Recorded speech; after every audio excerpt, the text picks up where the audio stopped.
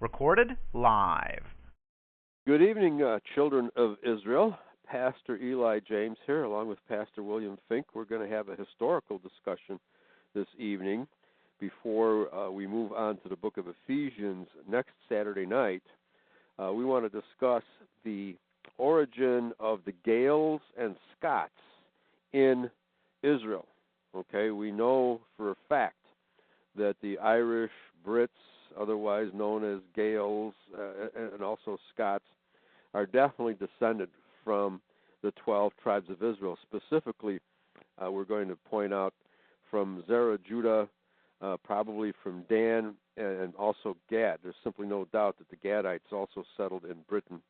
And tonight we're going to be discussing the migrations from Scythia through Egypt to northern Spain, called Galicia or Cilicia, and that's actually where the name Gael comes from, is that Gaelic word Cilicia, and which can also be traced back to ancient Israel in the words Gilead and also Golan. The word Golan in Hebrew means exile or wanderer, and it's exactly what these people were. They exiled away from Israel and wound up in Ireland and Scotland, okay, and that's where the Gaelic people actually come from. And we'll trace the migration of Miles and Phineas. Apparently Phineas is the original founder of this dynasty, and Miles and Scotta carried it through to Spain, and then as the story goes, they were prepared to invade Ireland from northern Spain, but Miles died, and Scotta picked up the assault with her 6 sons and 2 other sons Miles had from a previous marriage, and they invaded Ireland. That's the legendary story, and I'm going to pick it up in the book of Isaiah, chapter 11. Verses 11 through, let's say, 14 here. And it shall come to pass in that day that Adonai shall set his hand again, the second time, to recover the remnant of his people, which shall be left from Assyria, which we can call Scythia for our purposes today, and from Egypt, from Tahpanhes, which was where Scotta and Tehanepi migrated with the prophet Jeremiah, and from Pathos, and from Cush, and from Elam, and from Shinar, and from Hamath, and from the islands of the sea. Okay, the islands of the sea we interpret as being the British Isles, including Ireland. So far, so good, Bill? Well, I would interpret the islands of the sea to being all the islands of the Mediterranean and Europe all the way to Britain. Okay. Yes, yeah. So there were Israelites spread. I mean, it's demonstrable that even from Scripture that there were Israelites spread from Cyprus all the way to Britain. Yes, very good, very good. So basically, tonight's discussion is going to be about the Mediterranean migration. Okay, but let me finish these, and I'll elaborate on what I judge to be the 3 major waves of the migrations of Israelites to the west. Okay. Verse 12, and he shall set up an ensign for the nations, and shall assemble the outcasts of Israel, and gather together the dispersed of Judah from the 4 corners of the earth. So again, as I mentioned in the very brief intro, that Zerah, Judah is involved, and Israelites from Scythia are involved here. Okay? Verse 13, the envy also of Ephraim shall depart, and the adversaries of Judah shall be cut off. Ephraim shall not envy Judah, and Judah shall not vex Ephraim. And this follows the prophecy in Ezekiel, where the 2 houses, Israel and Judah, will one day be merged back together and live in peace. If you consider the European wars we've had, we haven't quite established that total peace yet. Verse 14, but they shall fly upon the shoulders of the Philistines toward the west, and they shall spoil them of the east together, and they shall lay their hand upon Edom and Moab, and the children of Ammon shall obey them. Okay, so we're talking flying upon the shoulders of the Philistines. Is this translation? The Septuagint has flying upon the ships of the Philistines. the ships of the Philistines. And the Philistines were they were Adamic, and yes. the Bible can prove that the Philistines were Adamic. Okay. I mean, the Philistine came from Mitzrayim. They were right. Ham, and in the prophets, I think it's in Zechariah, Yahweh promises that a bastard shall live in Ashdod. Okay. And Ashdod was one of the chief Philistine cities. That tells me that at the time the prophecy was uttered, that bastards did not live in Ashdod. Right.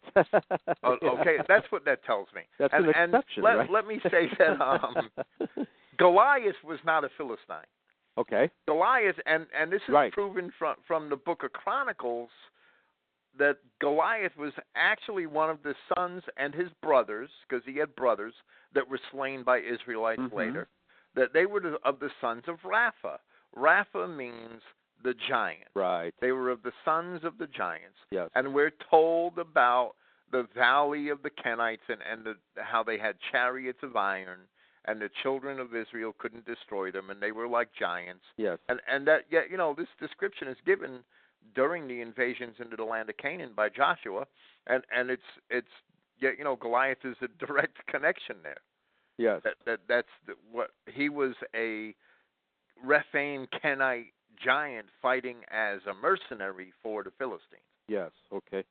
Before we continue here, Mark is putting our websites up, and we tend to forget to announce our websites. And mine is anglo-saxonisrael.com, and Bill's is christoguinea.org. And you will find plenty of material about the migrations of our people from Israel into Europe, and points west, and actually spreading all over the earth, as these verses we just read indicate. Okay, and then Commander Bragg says, I have a drawing of an Egyptian artwork depicting Phoenicians as giant white men with black hair. So the Hamites that these Philistines descended from were most definitely white men, actually descended from Noah's son, first, Ham. Let me say that somebody might interpret that as the Egyptians depicting Phoenicians. Okay. All right? But the word Phoenician is not found in any ancient writing. Okay. I don't care if it's Egyptian, Babylonian, right. Assyrian, Hittite. It's not found in any ancient writing until the Greeks started writing. Okay. Okay? And that's like 700 BC. Okay. Okay. Very good. So they might see an Egyptian drawing depicting an inhabitant of the land later called Phoenicia by the Greeks, but that don't make that person a Phoenician. Right. Well, I mean, the Egyptians may have drawn pictures of the inhabitants of New Mexico, and they look Chinese, right? But that don't make them Americans, Right. Now, is there a relationship here now between the Philistines, which were much earlier, and the later Phoenicians? Well, there's no doubt that it's possible that some of the Philistines may have been mistaken for Phoenicians. Okay. And they were, the Israelites in large part did move into a lot of Philistine cities or cities considered Philistine. Right. And that is evident both in the Bible and in archaeology. Okay. I'm going to quickly move to website www.irishstoryteller.com/milesian.html. And I'm going to enlarge this really quickly here. And I'm going to start reading. The story of the Milesians begins in the faraway land of Scythia. Bill, you want to tell people exactly where Scythia was? Because I think in this instance we're talking about Greater Scythia. The southern portion of Scythia today would be called Armenia. Well, let me explain the Milesians. Okay. Miletus is a great city, Greek. It's considered Greek, but the inhabitants are Phoenician. Okay. They are originally called by the Greeks Carians. It's the southwesternmost district of Anatolia, or what we know today as Turkey. Right. Okay, which was all Greek and Trojan and Lydian, and it was all absolutely white at one time. Yeah, and they were all descendants of the Israelites and some Japhethites. Well, yes, Israelites and Japhethites mixed. Yeah. Now the Carians were said by the earliest Greek writers to have come to Anatolia by sea. Mm-hmm. Okay? And they were identified with the Phoenicians. Okay. And the Trojan princes, the Carians, the Cilicians, and other of the Phoenician settlements in Anatolia and Greece, they took their kings, and Thessaly was settled by Phoenicians in large numbers, Thessaly and Greece. Yeah, okay. And they took their kings from Trojan princes. Yes. According to Strabo, and that would be the fulfillment, once it's realized that the Trojan princes descended from Zerah Judah, of Judah's scepter, right, in the dispersion. Yes, yes. Now, Miletus, the only connection I could put with the Milesians and the Scythians is this. The Milesians had many colonies. Mm-hmm. Okay? They left, that they were Phoenicians that departed from Israel long before the Assyrian deportations. Right. Long before there were actual Scythians. Mm-hmm. Because there are no actual Scythians until after the Assyrian deportations and until after the children of Israel start to depart from Assyria and migrate north into into Eastern Europe. Yes. Now, however, the Milesians, and they're noted, this is noted by Strabo, by Diodorus Siculus, by many of the Greek writers, they had many colonies around the Black Sea and along the Danube River Valley. Yes. And those areas would be considered Scythia. Mm-hmm. Okay. Yes. So if these were Milesians who had left for some reason the Black Sea or Danube River areas to travel west, well, that makes sense. But that's the only Scythian connection that makes sense. Well, we know the Galatians that we talked, had a whole series on that just ended last week, were in fact these Gauls who had come back from the Danube River area and back into a similar story. Well, the Scythians came into they went up to the children of Israel as they migrated up through the Caucasus Mountains, came around the Black Sea. Mm-hmm. And coming around the Black Sea, they came down into the region of the Danube River Valley and Thrace. And the migrations from beyond the Black Sea into the Danube River Valley and Thrace by Scythians is very well recorded in the Greek writers. Mm-hmm. Okay? Okay. Now, the Greeks later called these people, initially they were called Saka and Scythians. Mm-hmm. And by the 4th century, the Greeks were calling these people Galatae. Right. Okay. Okay, now I believe that's because they poked fun at them for several centuries since the days of Homer as being as living on milk. Okay.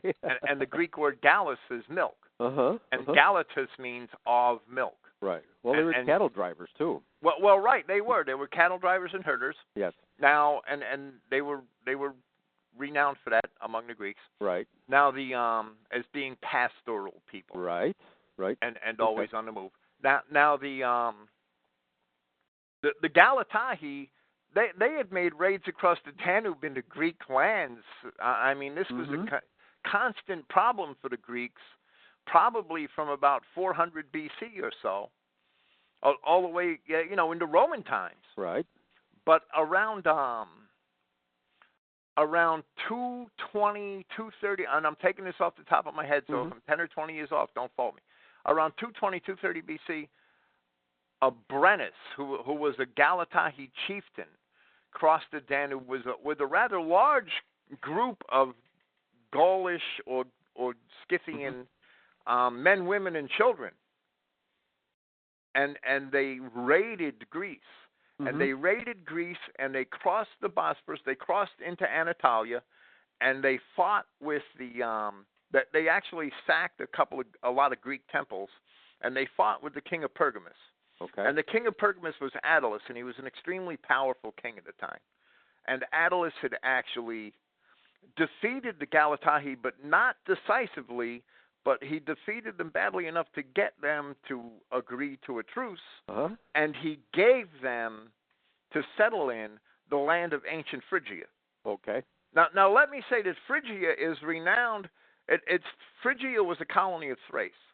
It's in central Anatolia, closer to central Anatolia. Okay. It's off the coast, towards the Black Sea region, and Phrygia was actually destroyed by the Cimmerians. Okay. By the which Cimmerites. Are other Israelites. Yes. Well, no, which are the ancestors of the Galatai. Right. They're the ancestors of the same Gaels. Right. That came back and dwelt there 400 years later. Right. Another example of our kinsmen fighting each other over territory. Right. And the Phrygians are most likely Japhethites descended from the Thracians. Yeah. So the presence of our people at various points in history in Anatolia, what today known as Turkey, is undeniable. Okay, but the vast majority of historians don't consider those people to be Israelites. They typically credit them with being Amorites and what have you. They give them all different kinds of names because they're obviously Aryan people. And they're not Jews. And they're not Jews. Okay. So they look for the Judah. people. They look for the people in the Near East. Knowing these people came from the Near East, they look for the people in the Near East, and L.A. Waddell is the premier example of this. Yeah. And they find the people who were contrary to the Jews, and that's the labels they give them. Right.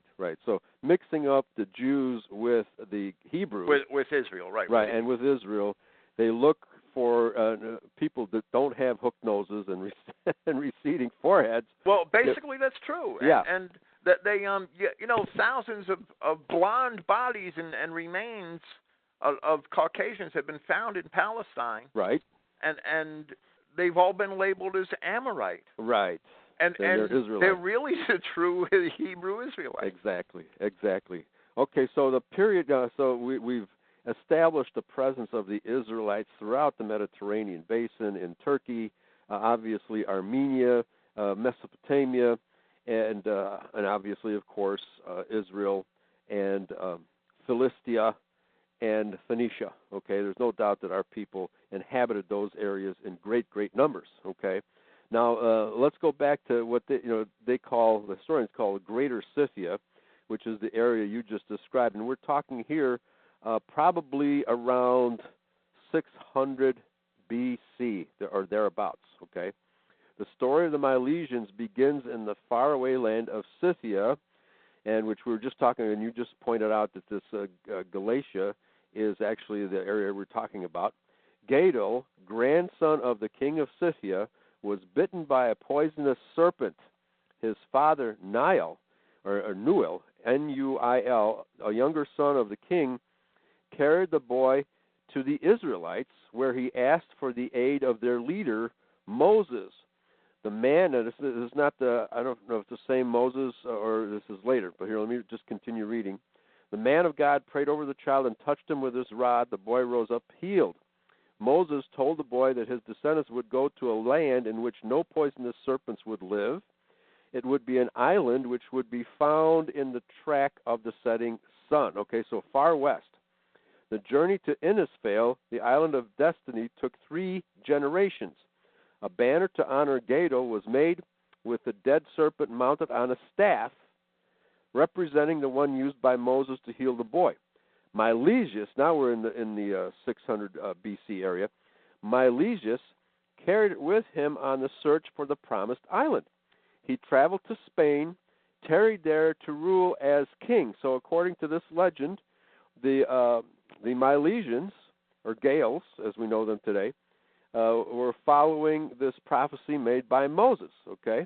It was the explorer Ith, who first saw the island. He was brother to Milesius. Certain it was Innisfail he landed to explore the island. The Tuatha De Danans, people who resided on the island, were suspicious of the strangers. Ith was mortally wounded. His followers carried him to his ship and sailed toward Spain and his family. He died at sea. His son, Lugaid, or Louis, or Leary, depending on how you pronounce it, returned to the clan, asking them to avenge his father's death and conquer the island. Milesius had died while Ith was away on the journey. His sons decided there was no more reason to stay in Spain. They headed toward the island with their cousin guiding them. At their head was their widowed mother, Scythia. The Milesians had so much difficulty locating the island, they perceived the Tuatha De Danans had rendered it invisible by means of sorcery. At length they sighted the island and beheld the first sight of Innisfail.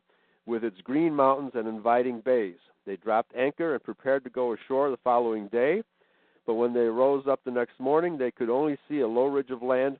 More tricks claimed the Milesians. Nevertheless, they reached shore. They approached the Danaans with spears and shields in hand. Battle ensued, and led by Scythia. Let me just drop down here. Scythia had entered the battle carrying the battle flag of their ancestor and was killed. She was buried beneath the royal cairn at Glen Scoine. There was a short, fierce battle at Cailton in Meath, and that decided the fate of the island. The Tuatha De Danans lost their kingdom and land. Their 3 kings were dead, and of course the Milesians took over.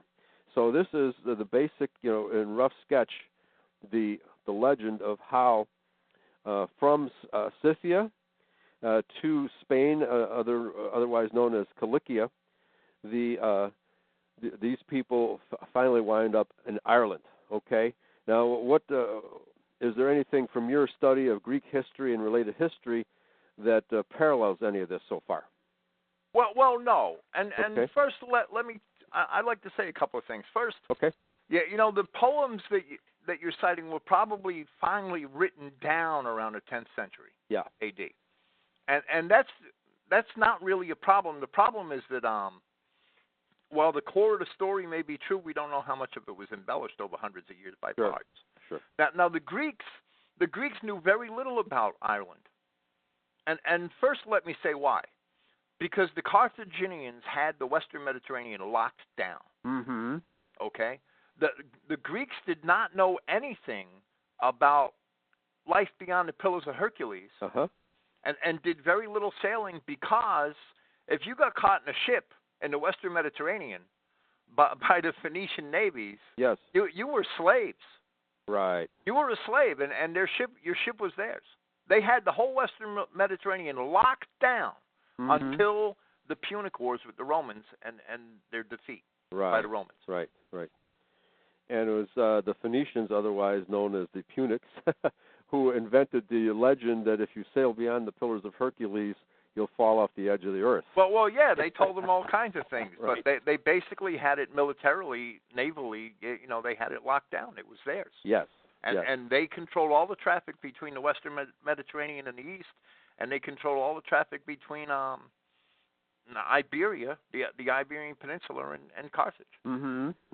Okay. So let's get back into biblical history here.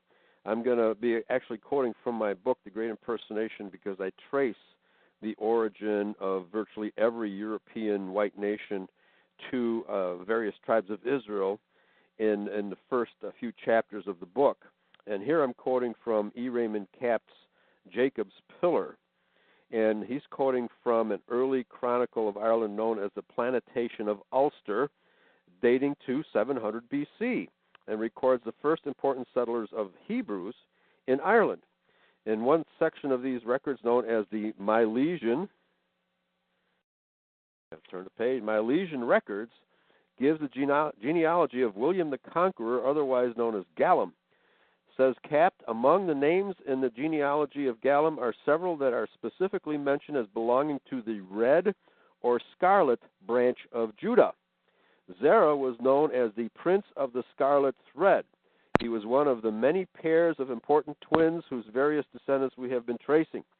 In Genesis 38, 26-30, and it came to pass in the time of her travail that, behold, twins were in her womb, and that's Tamar, and it came to pass when she travailed that one put out his hand, and the midwife took and bound upon his hand a scarlet thread, saying, this came out first. And it came to pass, as he drew back his hand, that, behold, his brother came out. And she said, how hast thou broken forth? This breach be upon thee. Therefore his name was called Pharez. And afterward came out his brother that had a scarlet thread upon his hand. And his name was called Zerah. Okay? Now it turns out that one of the major flag symbols of Ireland is a hand with a scarlet thread tied around the wrist. Okay?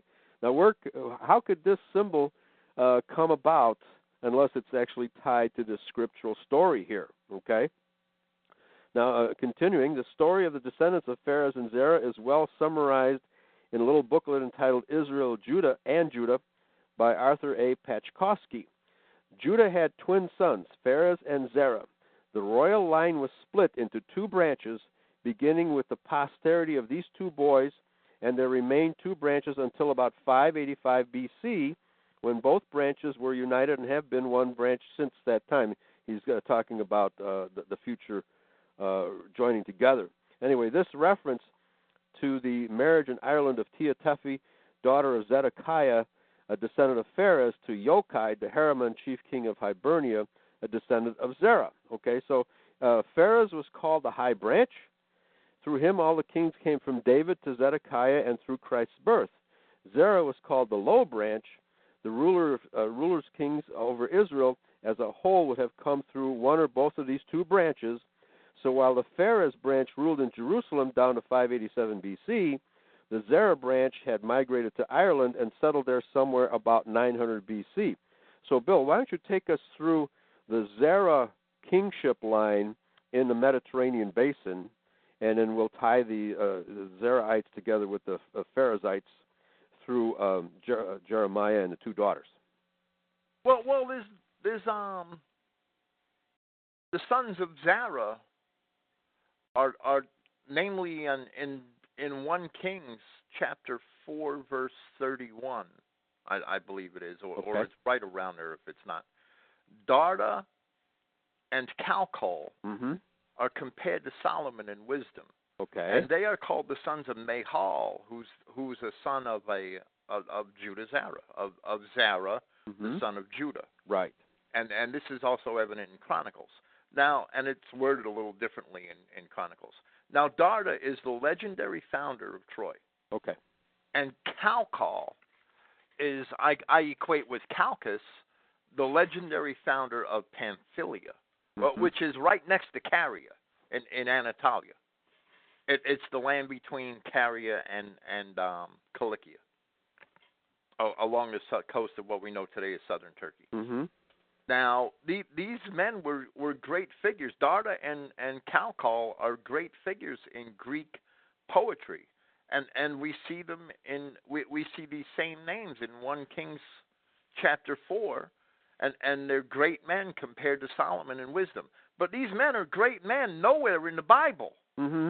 Right. You know, we only find these names in the Greek writing, and can we assume that they're not the same people? I think that would be crazy. Right. I think we have to assume that they probably are the same people. Yes. Because it can be demonstrated that Greek culture is simply Hebrew culture moved west. Right. And paganized a little. Sure. And it's evident to me that they are certainly the same people, especially when Darda founds this line of Trojans which are always recognized as a royal line.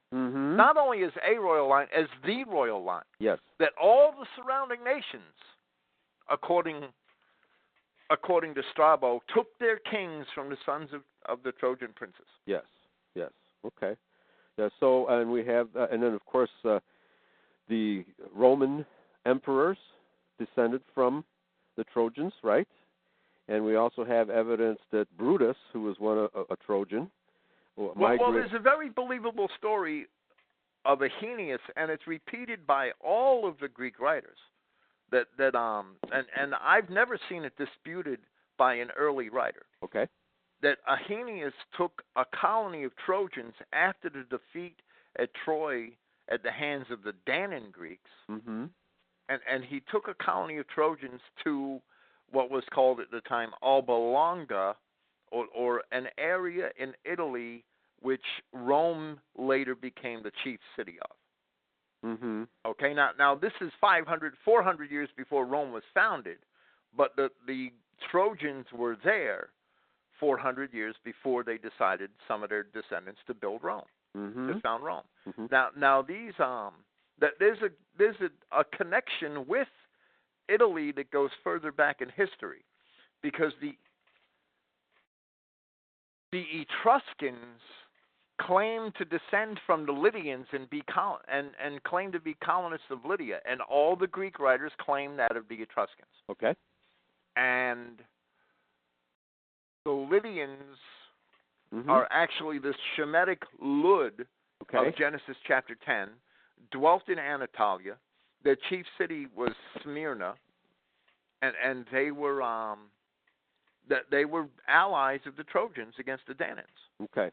Okay. So it's almost like that they knew where they could go. Right. So they're Semites, not Japhethites. Right. You're saying, okay. And so Rome was founded by these Shemites, of course, blood relatives of the Israelites, but not Israelites. Well, no. Rome was founded by descendants of these Trojans who settled in Italy, Okay. and the Etruscans were their neighbors to the north. Ah, okay. Okay. So what I'm saying is that if you lose a war and your allies have a colony, why don't you just go there? Yeah.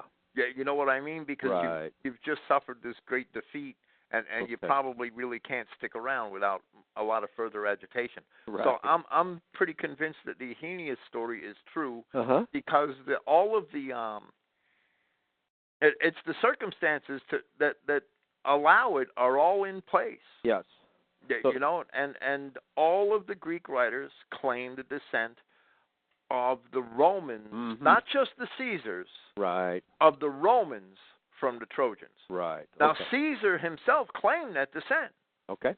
Now, a lot of people in British Israel and people in Christian identity, that they'll make the claim of the Caesars, but if the Caesars descended from the Romans, I'm sorry, from the Trojans, then the entire Roman patrician class had to descend from the Trojans. Right. And we also know that Brutus was a Trojan, but he migrated further west, and he was one of the of Zara Judah that settled in Britain. Well, there's a story that a couple of generations after the settlement in Italy, that Brutus departed under criminal circumstances with a colony and settled in Britain.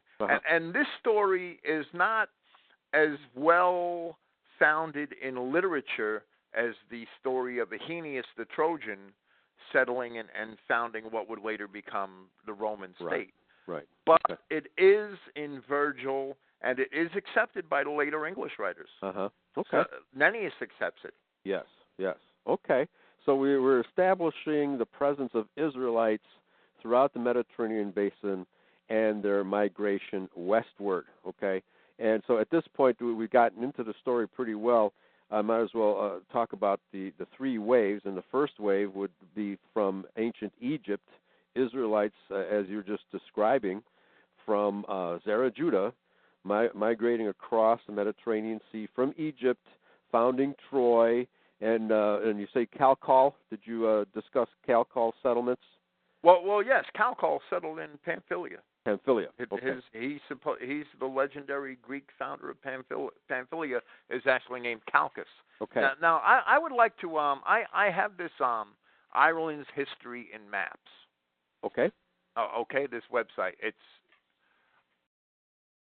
at www.rootsweb.ancestry.com/IRLKIK/IHM.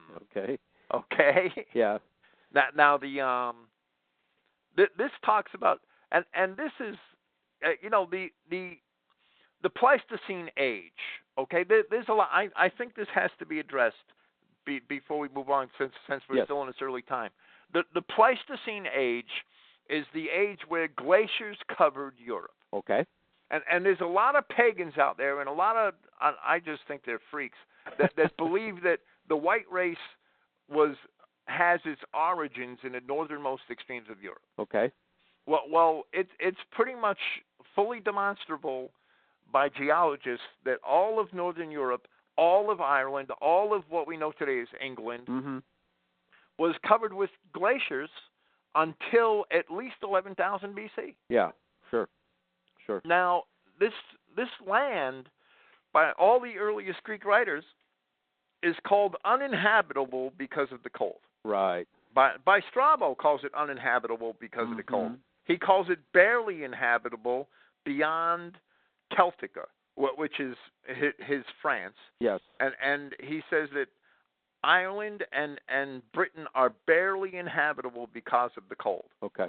And it seems to me that the cold was the climate was a lot colder in his time than it is today in ours. Mm-hmm. Mm-hmm. And even Caesar's 2 invasions of Britain were launched in the summer. Yes. He waited for the warmest weather to launch. Exactly. Now the earliest this Ireland's History and Maps website it has some interesting things. He gives, and this is not a Christian site, but he gives the and it's certainly not an identity site, right? Mm-hmm. He has these maps drawn up from all the earliest legend. He has a copy of what would probably be Ptolemy's map on it, and he says that the sons of Milesius or Miled, mm-hmm. that this, and I think that this Milesius is probably it seems to me to be a fictional character that the Milesians that settled in Ireland sought to find their origin in. Okay. Do you understand what I mean? Yeah. Okay. And this, according to this site, that this island was cut in half. It was divided in half by the sons of Milesius. Okay. And the lower half was called Eber's half. Okay. Right. And the upper half, and that has to be the Hebrew half, right? Well, the upper half was called Heramon's half. Mm-hmm. And let me say that Heramon, it seems to me that the original meaning of the word might be an R, and the Hebrew word Ahriman, which gives us mon or main, and it means a mountain abode. Mm-hmm. That Heramon means a mountain abode. Okay. And that's what it means. And maybe the later kings were given that as a title, just like the Parthian kings were given the title Arsaka or Arsaxes, which actually means chief of the Saka. Okay. Yes. Very good. Very good.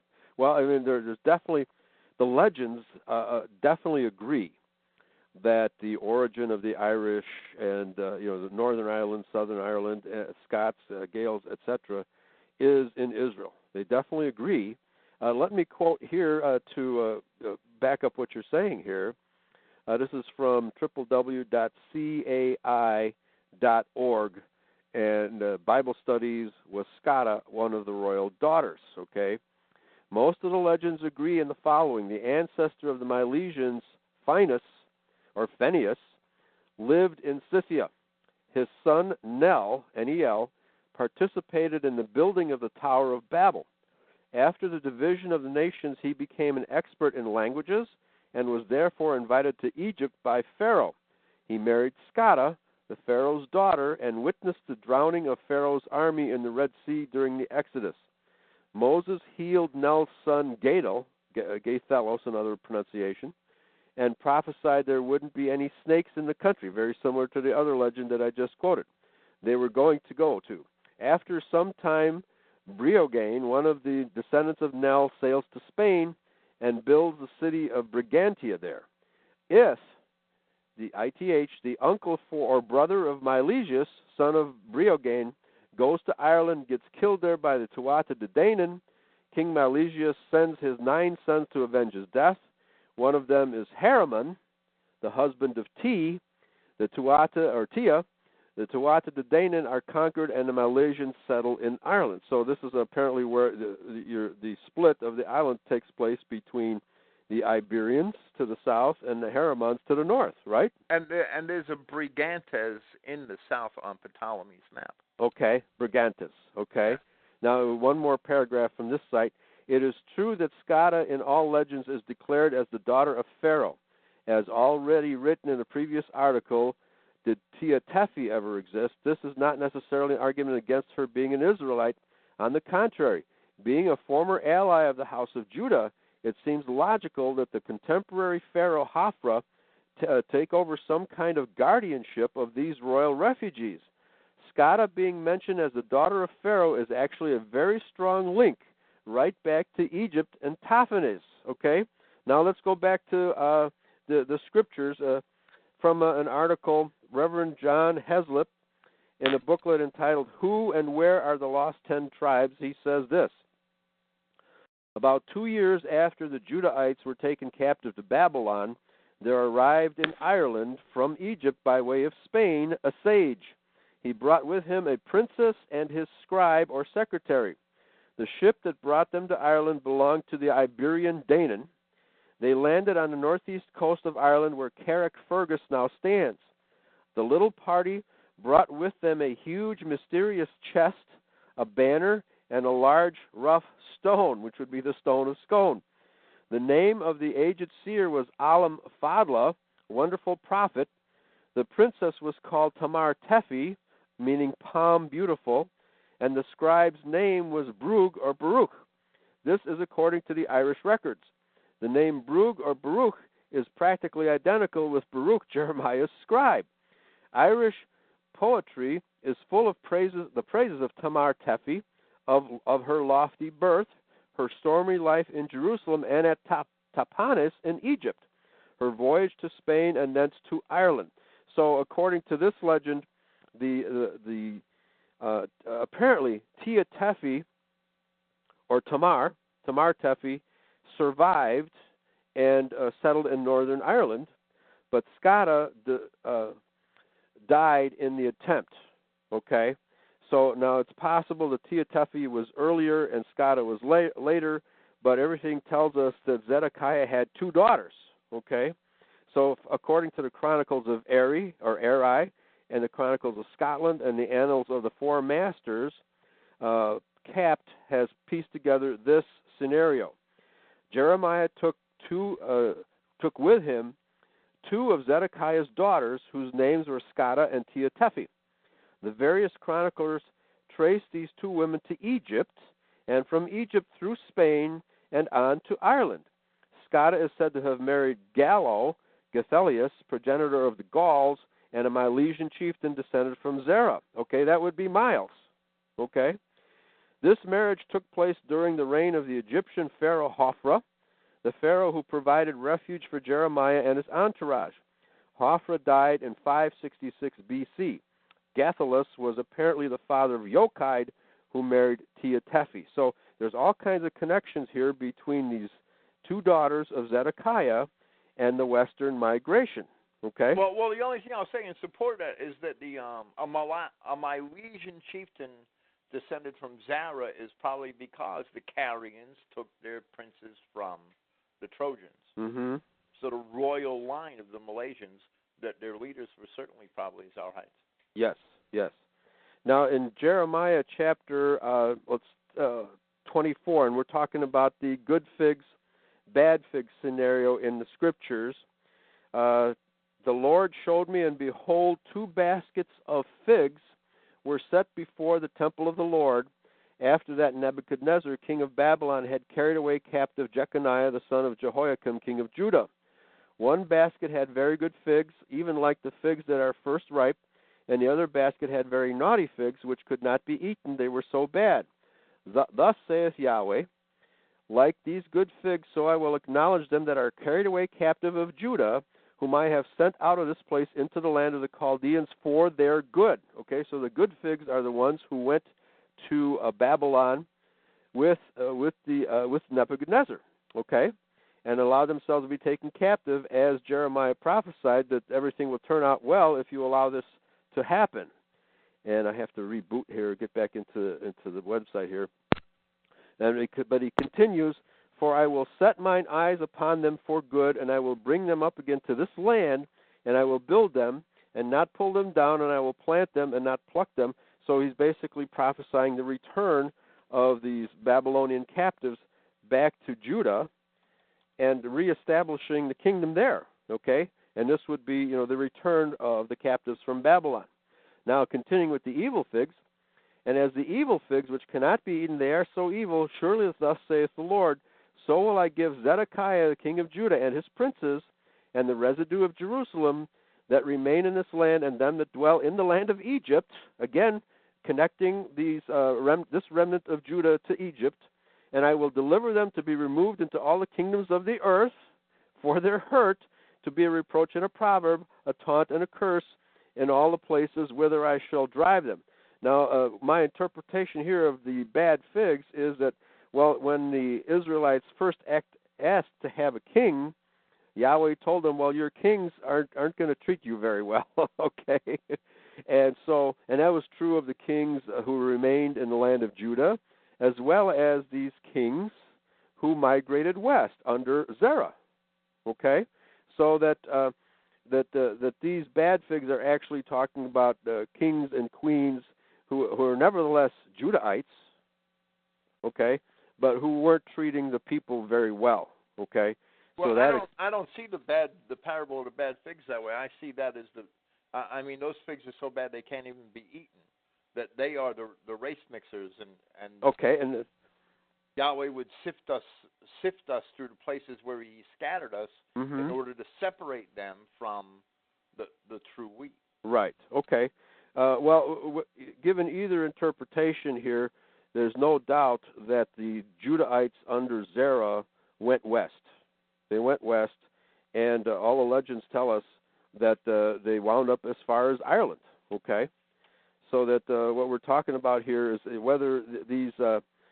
let's talk about the British throne theory here for a minute, because it says the British throne theory teaches that the daughters of King Zedekiah went with Jeremiah to Egypt, then to Spain, and then to Ireland, where it married back into another branch of the tribe of Judah. This may be all true, but was Zedekiah the rightful heir to the throne of David, and did Yahweh bless this? Okay, so this is according to L.E. Jandeber in the Western Migration Theory. Okay, so whether your version is correct or mine, we can still we have to do more research here, but it's fairly evident that the Israelites under the tribe of Judah migrated west and established the kingdoms of the British Isles. Well, right, but I mean the Zerahites, most of Judah left Judea by the people the Judah that ruled over the children of Israel in the Western Islands. They left 800 years before Jeremiah. Mm-hmm. They may have left from Egypt, or they may have left before Egypt. Right.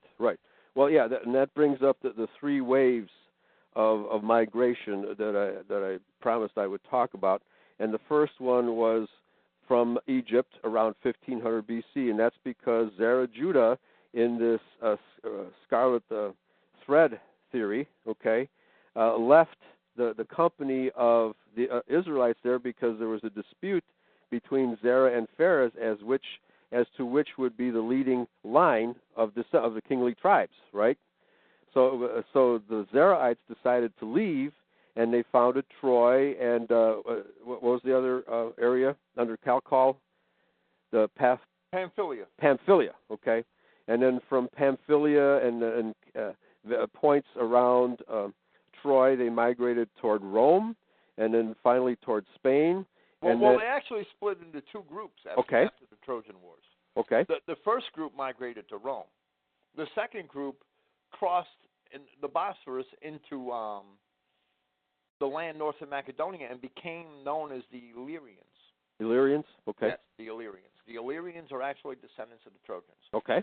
And they, as Procopius said, they had a tribe called the Dardans among them to his day. Okay. And Justinian, the emperor, was a Dardan by race. Okay. He was a descendant of Judah Zerah. Fascinating. So this first wave came from Egypt, and they were Israelites who decided they didn't want to be captives to the Egyptians anymore, and left. Okay. Now, of course, the Bible doesn't say much about this, so we have to, as we're discussing now, we have to go into secular history to establish this first wave of the migration, okay? And we've been discussing primarily now the second wave of migration, which is around, before the Assyrian captivity, and also including the period up to the Babylonian captivity, because during this time, after the Israelites had settled in Palestine, they realized that the Assyrians were coming to invade, and many of these Israelites decided to leave rather than become captive to the Assyrians, okay? And so this I call the Cimmerian wave, okay, because most of these people were called Cimmerians after King Omri of the northern house of Israel. Okay. Well, I don't know if they would have called themselves Cimmerians. No, they didn't call themselves that. I don't think so. And the people that came into Ireland and Britain, they were called Cymri. Mm-hmm. I don't think they would have called themselves Cymri because they were only known by that name in the dispersion on Assyrian language tablets, right. Akkadian right. tablets. Yes.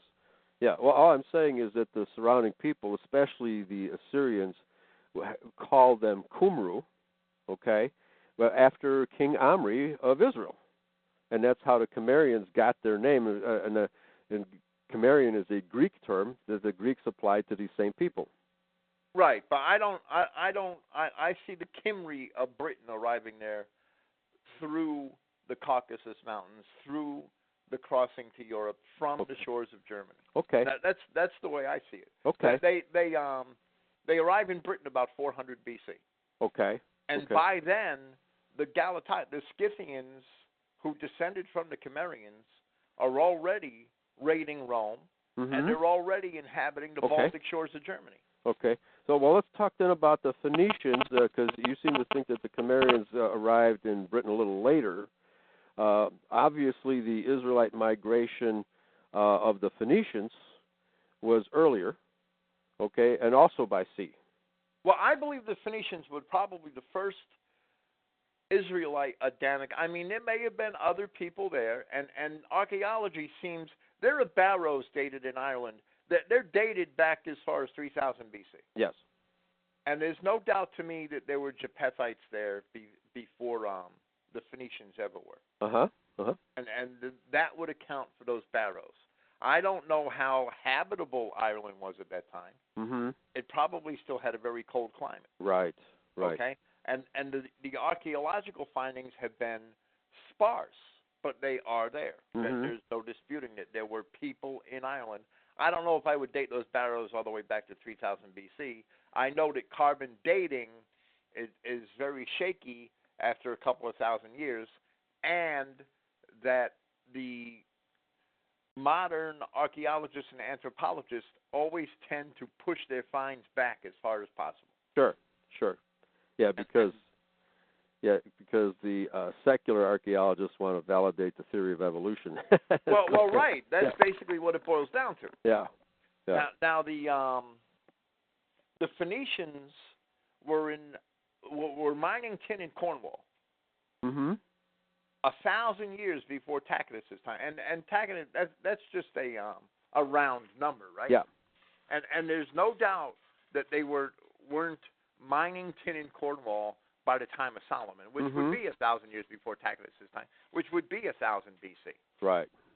Now Strabo discusses the tin mining in Cornwall, and so does Diodorus Siculus, and he calls Cornwall Bellarium, and the only etymology I could give to Bellarium, right, and Air in Hebrew is a word for city. Yes. Bel Air actually means city of Bel. Right.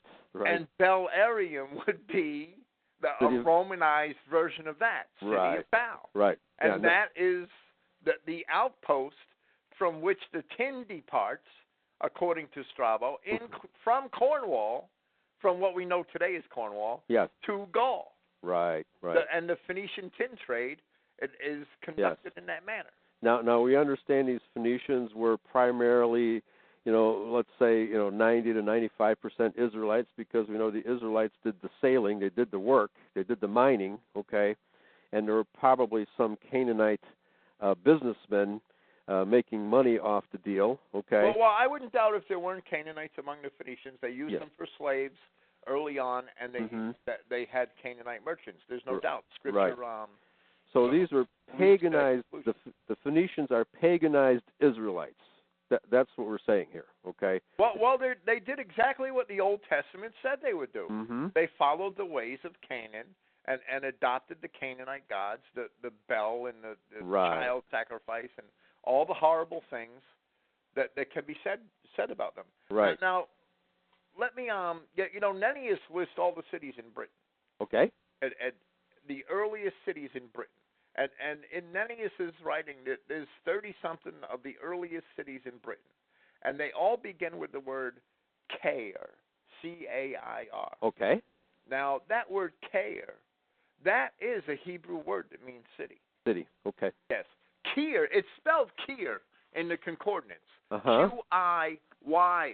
Oh, okay. Is the way Strong spells it, okay? Interesting. However, you know, Carthage, C-A-R. Okay. T-H-A-G-E. Right. That's how the Romans spelled Karhadash.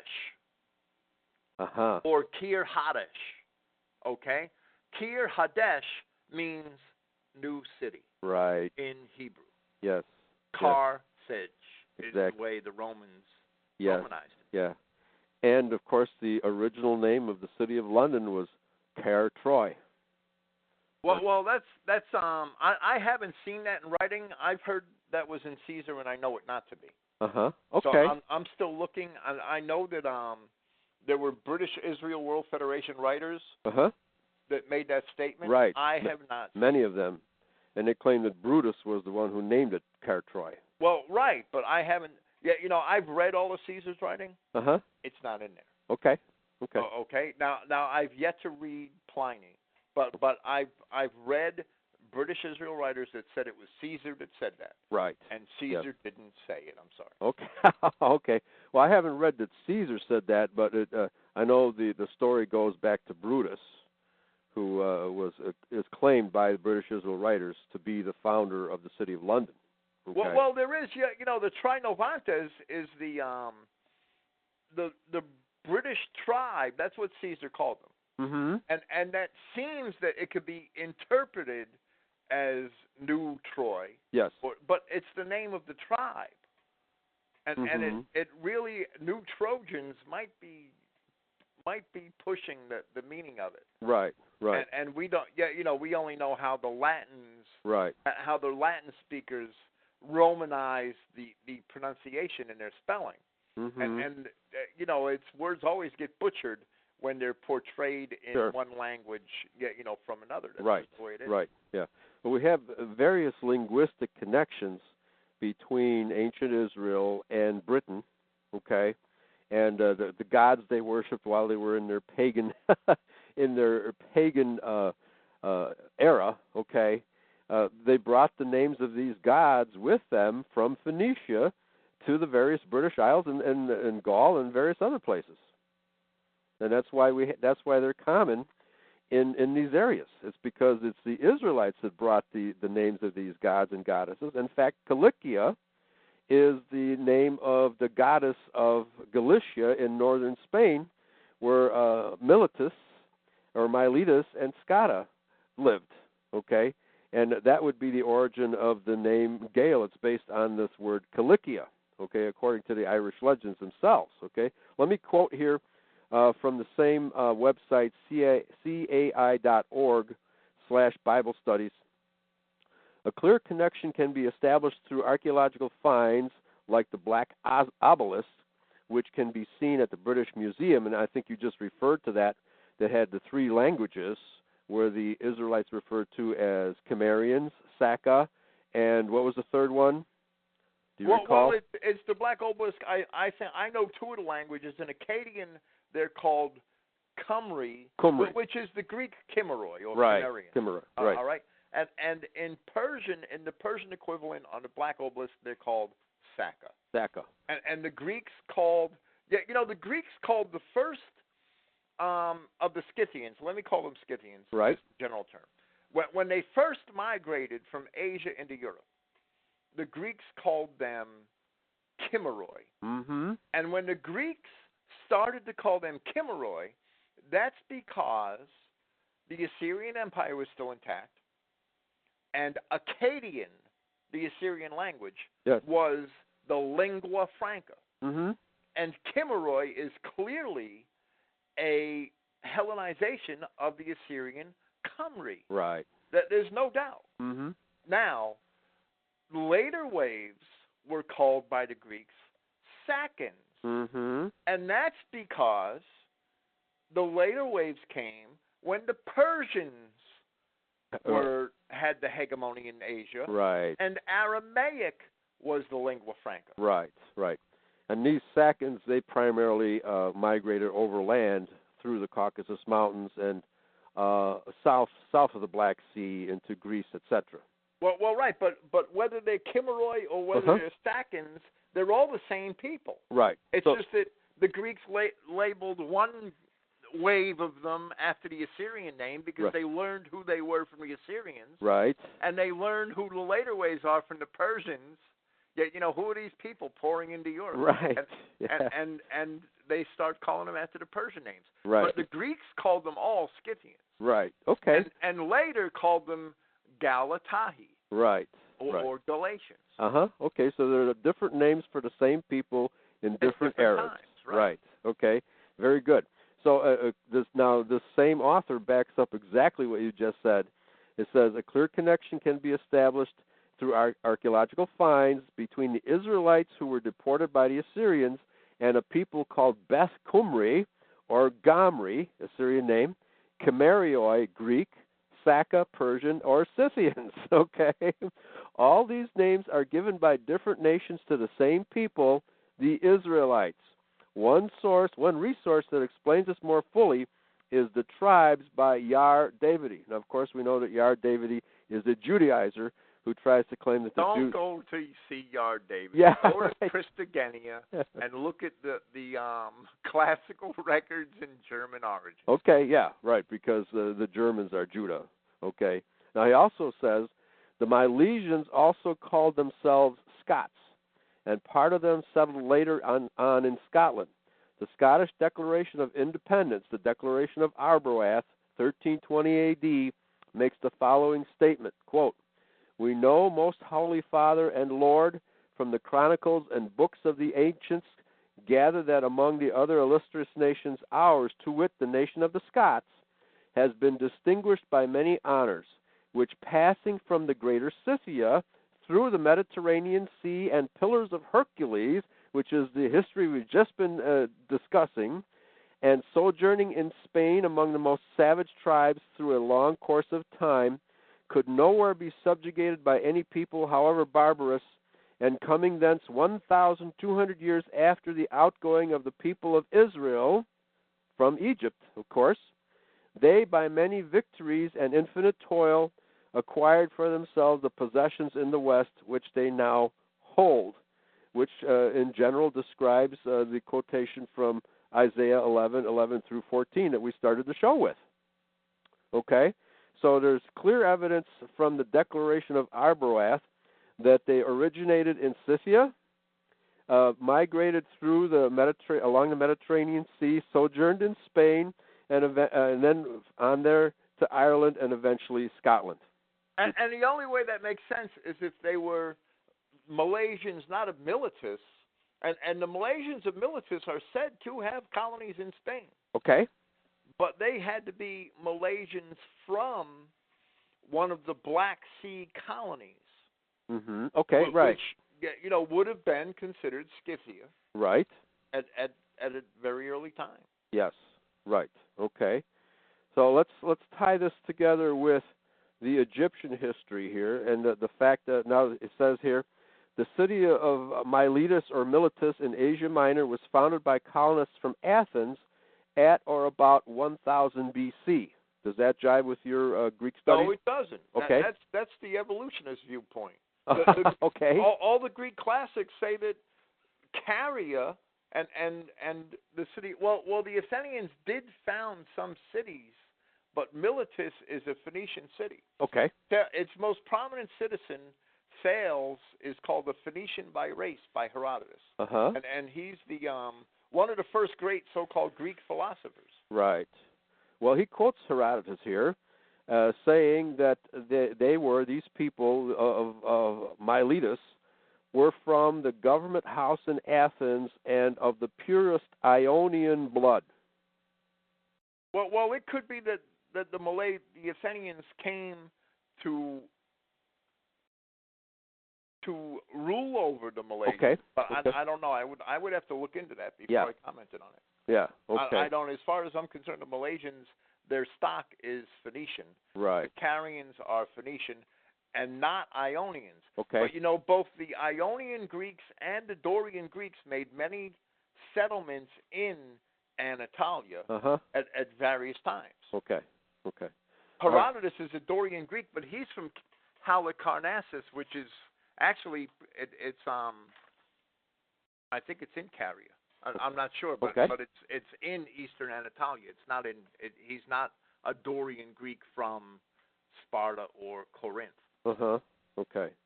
And the Ionians are from Japheth, Yovan. Is that true? Yes, the Ionians are absolutely from Japheth. Okay. They're Javan, Genesis chapter 10, verse 2. Javan is first mentioned. Okay. The Persians, in their inscriptions, call the Ionians Yavana. Okay. So they're definitely kinsmen of the Israelites. Well, they're Japhethites. Yes. And that's why Paul goes to Athens, Acts chapter 17, and he does not talk to them about redemption and reconciliation with Yahweh and the law and you know, anything to do with the Old Testament history. Yeah. He talks to them from a very general Genesis 3:23 viewpoint. Okay. They're also children of Adam, so they're also children of God. As he says, even some of your own poets have said that you are children of God. And that's what Paul tells the Athenians, and that Yahweh had allowed all the nations to go their own way, but to see if they would seek after him. Yes. You know, and that's Paul's message to the non-Israelite Adamic people. Right, the Japhethites in that area. Right, very good. Right, and that why I raise that point is that supports the contention that the Athenians are Japhethites. Right, exactly, very good.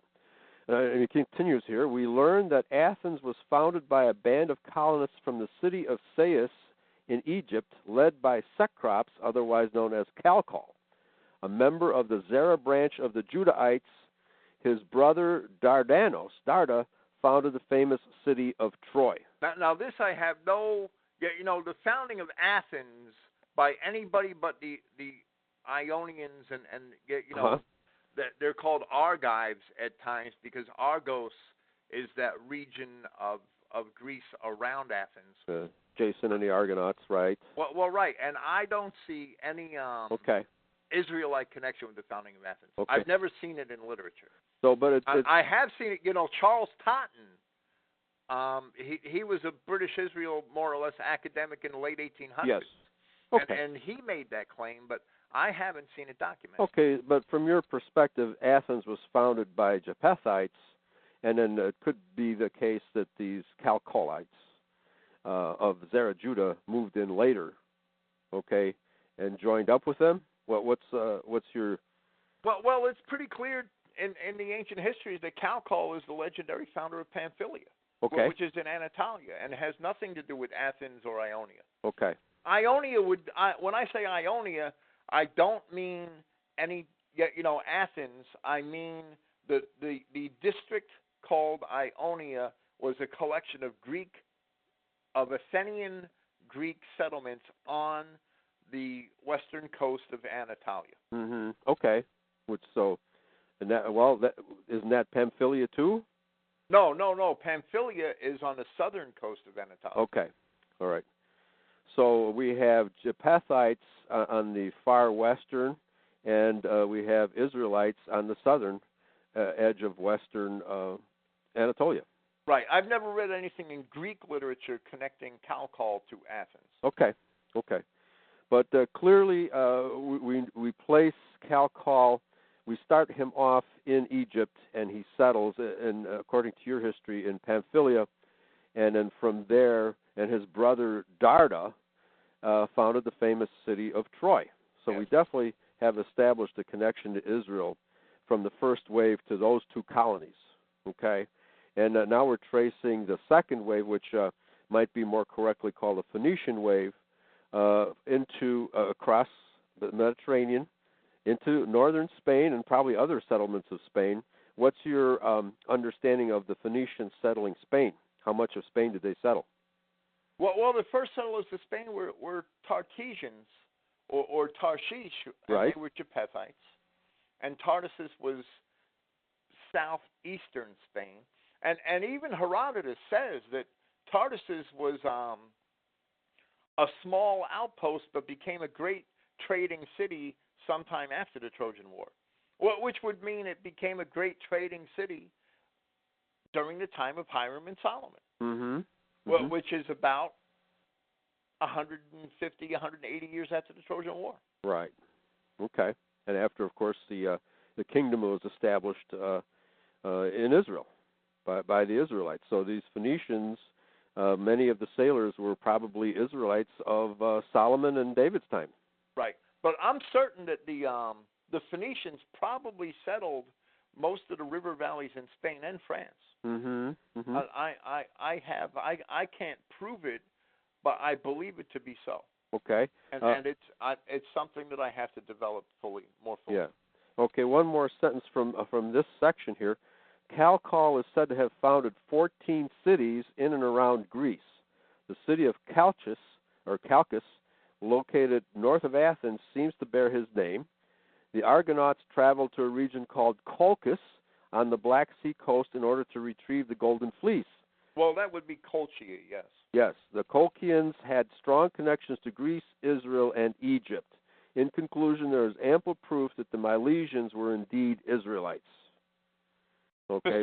For some strange reason, Herodotus said that the Colchians were black, and I could never figure that passage out. Okay. And I don't believe that he had a very good informer in that aspect. Well, doesn't the Hebrew word that's often translated as black also mean tanned? So maybe he was just talking about their tanned skin, having come from Egypt. Well, I'm simply not sure. Okay. But the Colchians, I think that, it's really a stretch to put I don't know when the Argonautica is, the Jason and the Argonaut story existed at an early time. But probably it's hard to say demonstrably that it existed before 600 BC when Homer was known to have written. Yes. Okay. We don't know, but the Argonautica itself wasn't written until by Apollonius Rhodius until about 200 BC, I think. Okay.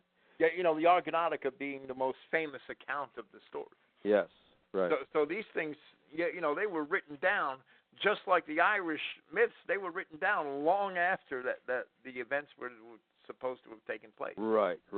Now he quotes from a secular source, L. Evans, from her book printed in the Yorkshire Post, 25 August 2000, quote, Egyptian theory on ancient Humber boats states ancient Egyptians swapped the Nile for the Humber, which apparently is in England, the Humber. Well, the Humber is a river in England, yes. Okay. Northumbria is the province above or north of the Humber. Okay. Ancient Egyptians swapped the Nile for the Humber in one of the earliest trade missions to our shores, according to a new book. Egyptologist Lorraine Evans claims in The Kingdom of the Ark that evidence from the discovery of 3 boats on the shores of the Humber shows Egyptians, quote, unquote, of course, Egyptians, were shipwrecked near Hull about 3,500 years ago.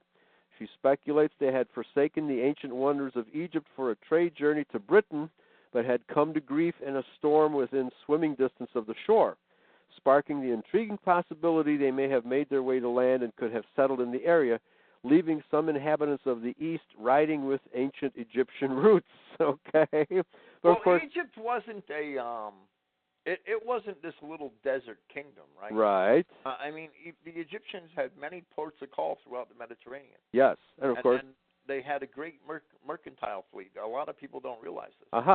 So the Egyptian fleet, which was probably also manned by Israelites, right? Because the Israelites were the greatest sailors.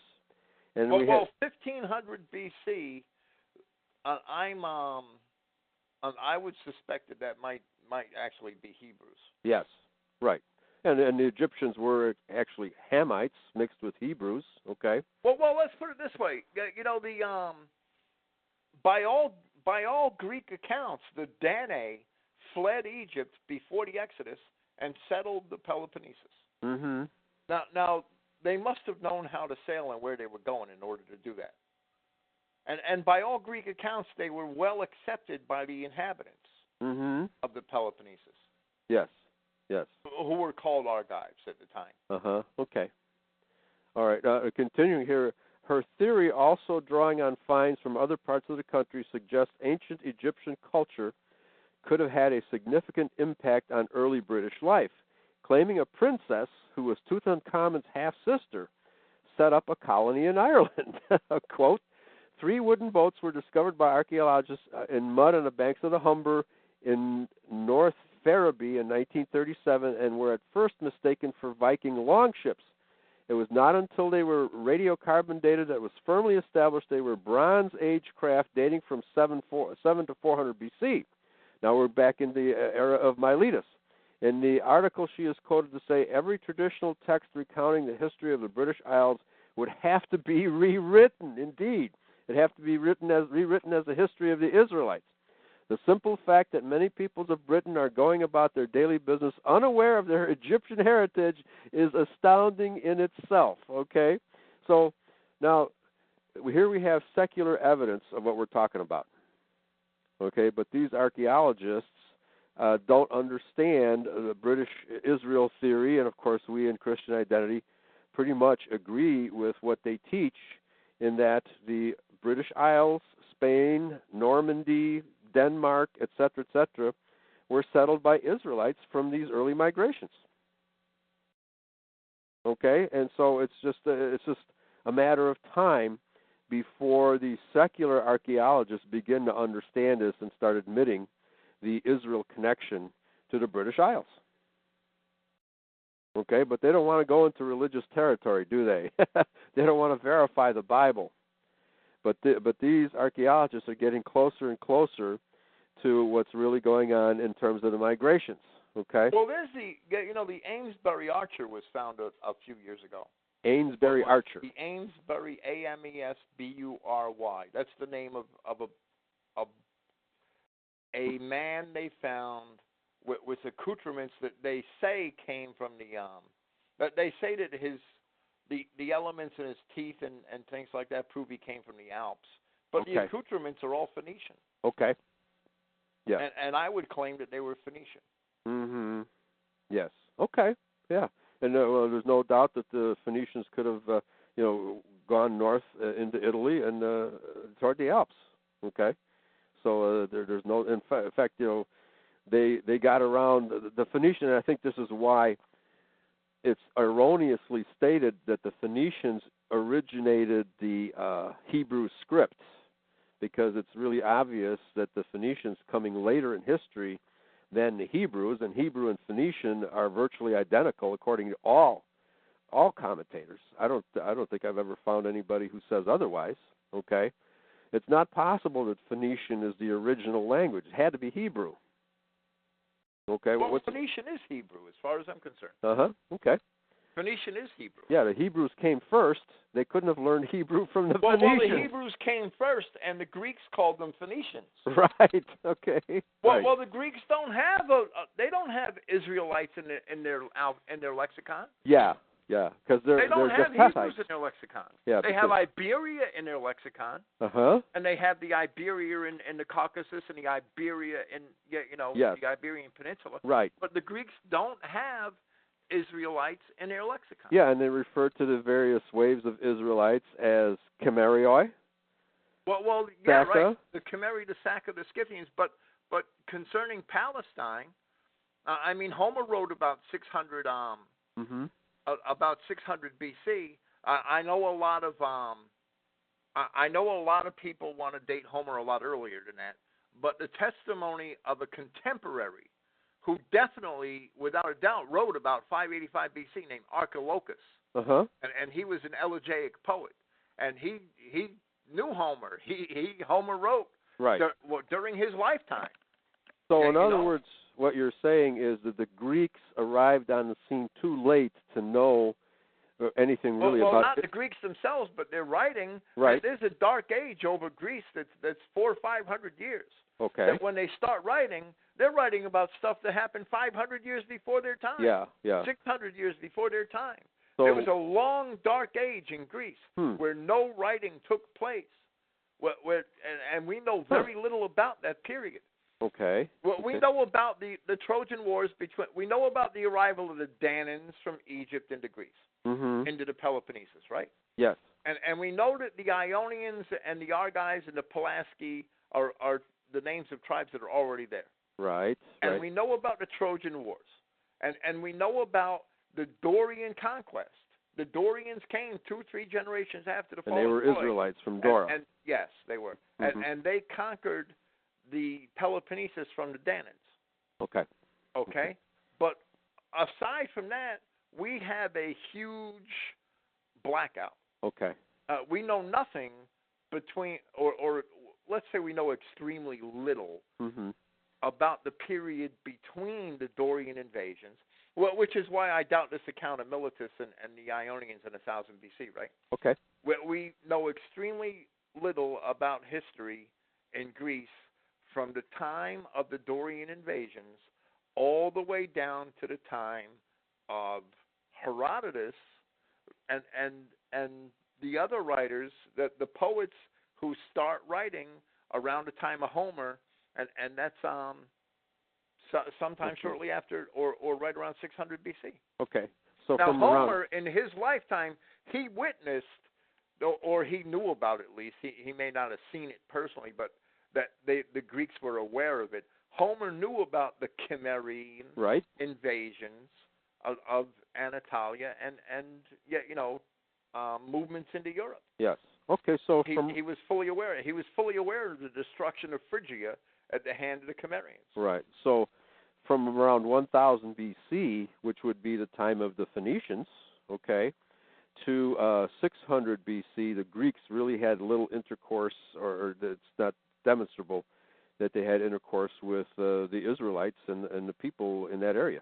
Well, Homer writing about 600 BC talks about Tyre. No, I'm sorry, he doesn't mention Tyre. He talks about Sidon.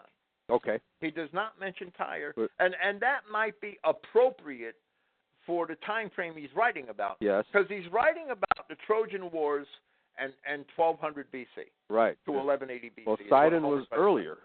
Now Sidon was always there, right? Yes. And Tyre, it was there was a mainland city there that the Akkadians called Ushu in their language. Okay. That's what mainland Tyre was called by the Akkadians. Oh, okay. But according to Josephus, the island city was built 240 years before the temple. Okay, before the temple. Okay. Well, which puts it around 1220 BC. Okay, so Homer's not mentioning it because that's the time period he's talking about. Yeah. And I would think that Homer probably thought it wasn't there. Right. Okay. Yeah, because Homer, Strabo calls Homer's writing ex arches, meaning from the beginning. Okay. He's the first geographer, he considered him. Right. That even though he's writing poetry and a lot of it's fanciful, that all of his talk about nations and peoples and tribes, all those nations and peoples and tribes for the most part exist. Okay. But 1200 BC was when the Israelites were in there. Well, that's conquering the beginning. The land. Basically, that's the beginning. Well, no, I put the all the mainstream so-called scholars, they try to put the Exodus in the time of Ramses. Okay. And that would be the 13th century BC. Okay. And that's just straight BS. Okay. With a capital B and a capital S. Okay. Well, what's the correct time frame? Well, let's just take Josephus' word for it. Okay. And Josephus says that the Exodus happened during the reign of Thutmose. Okay. Now Clifton did a hell of a lot of research that supports that. Okay. That shows that the Exodus definitely happened in the reign of Thutmosis. Okay. Probably Thutmosis III. And this is we're talking about 1450, 1480 in there, BC. Mm-hmm. By 1400 BC, the Israelites are pouring into the land of Canaan. Okay. Yes, so 1400 BC. Okay. Now, the Trojan War is about 1185 BC. Okay. And David, the time of David, I mean, there's varying chronologies here, but the time of David can safely be estimated about 1020 BC, the beginning of his reign. Maybe a little sooner. And Solomon about 1000 to 980 BC. Okay. So to the Greeks, these actual Israelites were simply known to them as Phoenicians, as Chimerioi, as Saka, and other names that they, from what you're saying, they never realized they were Israelites. Well, right. The Greeks don't start writing until 600 BC. Okay. I mean, Israel's gone already. Right. And your secular historians basically follow the Greeks, who are unaware that these people are in fact Israelites. The temple sacked by the Chaldeans in 586 BC. Okay, very good. Well, then, I would say the history of our people in the Mediterranean basin and their migration west is undeniable. It's undeniable. We know that the Irish and the Scots and Gaels all descended from Israelites. They have it in their own histories. Their own histories proven. Of course, some of the legends are sketchy, but whatever legends there are tend to confirm their origin in Israel. Okay, the mainstream archaeologists and historians simply do not want to recognize the origin of our people in Israel. But the fact is, for example, that Welsh is virtually 100% Hebrew. Okay, and that the Gaelic languages are very much related to Hebrew, and that can't be coincidental. I believe that's and the difference between P-Celtic and Q-Celtic, I can't get too much into the details there because I can't prove what I'm about to say. I can only conjecture some things, but there are a lot of things I can prove. Okay. The Chimerioi crossed Europe very quickly. Okay. Okay? Within 200 years. Okay? Okay. They had departed from where they were placed by the Assyrians. They were the first Scythians to cross into Europe, and they had reached the shores of the Baltic by 450 BC. Okay. That one group of them had crossed into Britain by 400 BC. Another group of them had raided Rome by 390 and, BC. Now, I believe that's where the Kimri came from. Okay. Okay. Now, the Picts, by all accounts, did come from Scythia. Okay. Okay, or from Germany. Okay. All right, which is what Scythia really is. Right, the greater Scythia. Right. Well, Tacitus said that Germany, his description of Germany goes all the way to the Black Sea. Okay. Okay, he don't stop. Right. Now, so that would be what I would call third wave, the Anglo-Saxon wave. Well, there were the third and fourth. There's probably more than that. Right. I don't think the Saxons, the people that we know as the Anglo-Saxons, they were probably one of the latest waves. Right. They were the last wave. Yeah. Into Germany. However, the Angli are mentioned by Tacitus. Okay. Now there are waves of Scythian Israelites into Europe all the way up to the Goths and the Huns are a lot of the Huns were surely Scythian Israelites. Right. That they weren't all aliens. Some of them were mixed, but yes. They were for the most part tall and white and fair, as described by Procopius. Yes. And excellent horsemen, and they meet all the qualifications. All the descriptions of the other. Right. Well, even to this predecessors. Yeah, even to this day, the majority of the people of Hungary are white people. Obviously, as you say, they did mix because the Mongol hordes. Well, right, but no, there was a huge influx of Magyars. Right. Most of the people in Hungary today are Magyars, and they came much later. They came in the Slavic invasions that ran from maybe about 500-600 AD all the way to the 10th century. Yeah. But my point being that the Hungarians today are still primarily white, and their leadership is white. Okay. You see, a few white people with slant eyes. Okay, so you can see some of the Mongol mixing that was going on in there, but their origin is white, and as you said, it's Slavic, primarily Slavic. Now, Tacitus describes the Picts, and he calls them Caledonians. Okay. And he says that their red hair and large limbs, that proclaims a German origin. Right, right. Okay. All right? Yes. But now, none of these writers know Viking. the Scots. Mm-hmm. No Greek writer knows of these people called the Scots. Okay. And the early Roman writers don't know of the Scots. Okay. Okay, and that's why that's why I have a hard time with that name Scotty. And Mm-hmm. and if it was really prevalent, I think that someone should have known it. Well, Theodorus Siculus, he calls the Irish the Bretons of Ireland. Okay. Okay. It's basically what Yeah. he considers them to be the same people as the Bretons. Right. Well, and the language is probably very similar. yeah. But the Cymry spoke a different Celtic dialect because the other inhabitants of Ireland, I believe, were Phoenicians. Yes. And Danans that came by sea Right. at an earlier time. Okay. Okay. But the time frame fits because the sources I've been reading say that all of this happened around 700 BC, which would have been that dark age that the Greeks experienced. Okay, so that's probably why they didn't. And in fact, Scotland wasn't named until the Gaels of Ireland crossed over from Ireland into Scotland. So Scotland was named much later. So probably, the Irish who remember Scotta, who broke away from Ireland, named the Scottish peninsula Scotland in honor of Scotta. Well, from the accounts I have, Scotland was probably settled by. I mean, it wasn't. The Picts and the Scots weren't unified until Kenneth I MacAlpin in like the 11th century. Okay. A.D. Okay. Yeah. That's when the Picts and the Scots were unified. Mm-hmm. They were consistently warring with each other over Scotland until then. Right. I mean, that's a long time. Right. Now the Scots probably crossed from Ireland in the very early 3rd century A.D. Okay. Okay. So they could have, differentiating themselves from the Irish, they chose to name it Scythia as commander, or Scotia as sometimes it's pronounced, Scotland. Okay. The evidence indicates that it is indeed named after the woman named Scotta.